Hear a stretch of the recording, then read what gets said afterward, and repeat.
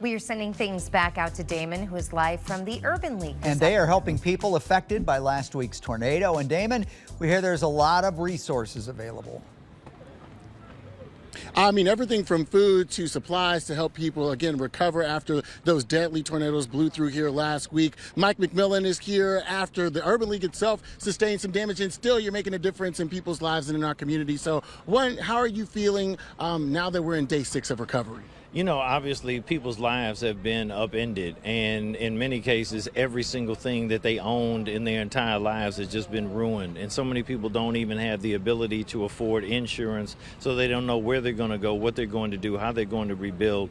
So even though obviously, as you just mentioned, we have sustained millions of dollars in damage ourselves, we're more concerned about the community. But once again, St. Louis is showing up and really showing out in terms of its generosity. If you look at the magnitude of the people that have been driving through all day long, that have been providing resources to the community in the form of food and toiletries and cleaning supplies and any and everything that they could come and donate. Plus, donations have been coming in online.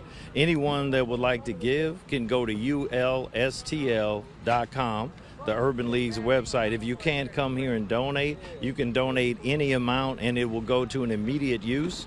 This Saturday in this very same street, we'll be doing a huge distribution for 3,000 people.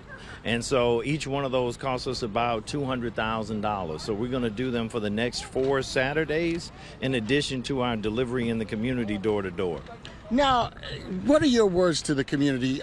I mean, I've been here for, 5 years, and I've watched you do work tirelessly. And so what would you say to keep your community in high spirits? You know, right now, I know everyone is desperate, is hopeless, is devastated, but we're still alive. Sadly, 5 people did lose their lives and 38 or so were injured, but the huge majority of us, although negatively impacted, we're still alive. So that means that we can fight another day, we can rebuild, and that we can come together. And so I'm hopeful we get declared a natural disaster area, we get federal assistance, you can start to see economic benefit come in, because really this is a two-phase fight.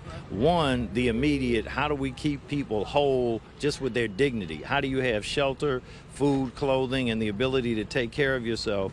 Then how do we rebuild? This $1.6 billion worth of devastation in a community that had already seen decades of disinvestment.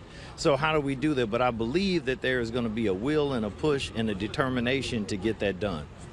Mike, again, I appreciate you, and I think the message here is that all you need to do is just lend a helping hand, no matter how small or how big. I'm going to send it back to you in the meantime. Thank you, Damon. In fact, right now on the First Alert 4 News app and at the link on your screen at firstalert4.com/storm resources, we have a list of shelter locations, financial help, mental help, resources, and ways that you can pitch in to help those that have been impacted by these storms.